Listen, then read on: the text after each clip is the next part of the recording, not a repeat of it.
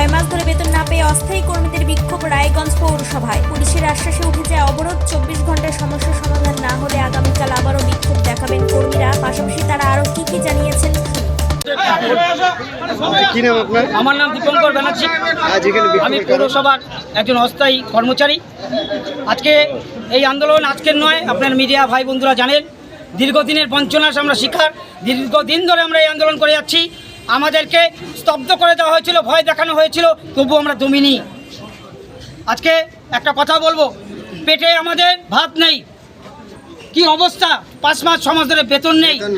এই পরিস্থিতি আজকে এরকম হবে কেন? আজকে সোনার টুকরো ছিল রায়গঞ্জ পৌরসভা, আজকে এই পৌরসভাকে কোন জায়গায় নিয়ে গেল? আজকে আমাদের মধ্যে বিভাজনের রাজনীতি স্বীকার করলো। আমি আপনাদের মিডিয়ার মাধ্যমে আরেকটা জিনিস বলতে যাচ্ছি, ওয়েলকাম। যে সরকার এখন আসলো তাদের কাছে আমরা ধন্যবাদ, কৃতজ্ঞ। আপনাদের কাছে আমাদের অনেক আশা।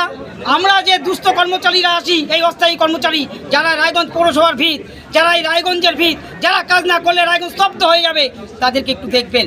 আমি কথা দিচ্ছি এখানে সকলের তরফ থেকে, আপনারা যদি আমাদের সমস্যার সমাধান করতে পারেন, আমাদের যদি একটা ভালো ভবিষ্যৎ করে দিতে পারেন, এই পৌরসভায় আমরা কাজ করে সোনার টুকরো পৌরসভা তৈরি করব এবং পশ্চিমবাংলার বুকে এই পৌরসভার নাম আমরা উপরে নিয়ে যাব।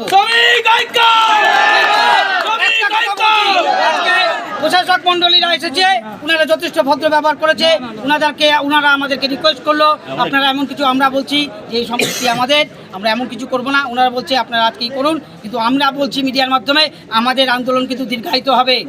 আমরা কিন্তু আন্দোলন যতক্ষণ আমাদের দাবি দেওয়া বা আমাদের সঙ্গে না বসা হচ্ছে ঠিক মতো, আমরা কিন্তু উঠবো না। আজকে ওনারা বলছেন বলে আমরা এখানে একটু স্তব্ধ রাখছি, আবার কালকে আমরা পুনরায় আসবো। এবং আপনাদের মাধ্যমে আমরা চাচ্ছি বিধায়ক হোক, এমপি হোক এবং প্রশাসনিক স্তরে ডিএম থেকে আরম্ভ করে সকলে যেন এটা মাথায় লাগায়। আমরা কিন্তু তাদেরই সন্তান, দীর্ঘদিন ধরে আমরা অবহেলিত। আজকে পৌরসভার এরকম অবস্থা হলো কেন? আমরা কাজ করছি না বলে কি করে কাজ করবো? আমাদের অনেকে আছে বাড়িতে বেতন বসে বেতন পাচ্ছে, আর আজকে 4টা পার্মানেন্ট স্টাফ দিয়ে কিন্তু চলতে পারে না। এই জিনিসটা মাথায় রাখবেন। আজকে অস্থায়ী কর্মচারী সব ডিপার্টমেন্টের হিরো, সবাই কাজ করে, কি করে কাজ করবে? কতদিন এভাবে চলবে? আবার আন্দোলন করতে গেলে গলা টিপবে? এ কোন ধরনের গণতন্ত্রে বিশ্বাসী? আমরা আগামী সরকারের কাছে আমরা আশা রাখি এরা খুব ভালোভাবে চলাবে এবং আমরা অনেক আশাবাদী। এই জন্য মানুষ এদেরকে দুহাত তুলে ভোট দিয়েছে, ধর্ম নির্বিশেষে সকলে আজকে ভোট দিয়ে বিজেপি সরকারকে নিয়ে আসছে। আমরা চাই যে এনারা আমাদের যে সমস্যা আছে সমাধান করুক। আর ইপিএফ পেনশন, কি অবস্থা, পেনশন হলে কাঁদছে, কারো কিডনির অসুখ, কারো ডায়ালিসিস চলছে, কি করে চলবে? কি করে চলবে? আমরা আর বেশি কথা বলবো না। সবাই শ্রমিকদের পাশে বলছি, কেউ উচ্ছৃঙ্খল বাতাবরণ সৃষ্টি করবেন না। প্রশাসন আমাদের সাথে আছে, বলছে যে আপনাদের দুঃখ আমরা বুঝি, আপনারা আপনাদের আন্দোলন করুন, ধীরে সুস্থে করুন, আজকে করুন, আবার করবেন। আপনাদের মধ্যে বলছি যত শীঘ্রই সম্ভব আমাদের সঙ্গে বসানোর বন্দোবস্ত করুন, না হলে এই আগুন যে কোথায় গিয়ে উঠবে তার কিন্তু আমরা এই কথা না। আমরা এখনো বলছি মাথা ঠান্ডাই আছে, মাথা ঠান্ডা করে করবো, কিন্তু হিতে বিপরীত হয়ে গেল। যত শীঘ্রই পারো।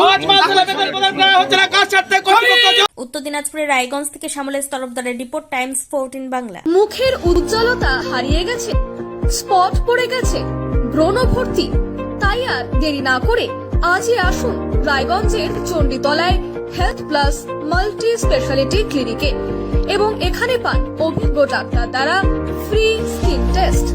আরো বিস্তারিত জানতে যোগাযোগ করুন 9674895169 এই নম্বরে।